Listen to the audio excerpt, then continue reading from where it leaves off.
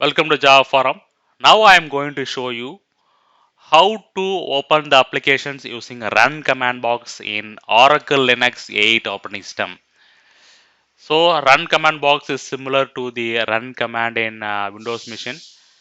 So here in Oracle Linux 8 I can able to see some of the graphical applications are installed. We are going to open those applications using run command. So just press Alt plus F2. Let me try once again. Alt plus F2. That's it. Alt plus F2 will open the run command box. So type the application name. Genome-terminal is the name of the application which will open the terminal.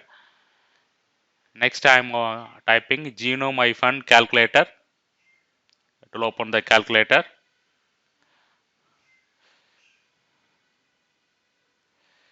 Next genome-system-monitor. This will open the system monitor. So you must know the application name correctly, then only this run command box will be useful for you. Please make sure that you know the application name correctly. So this is the way we can use the run command box in Oracle Linux 8 operating system to open the applications quickly.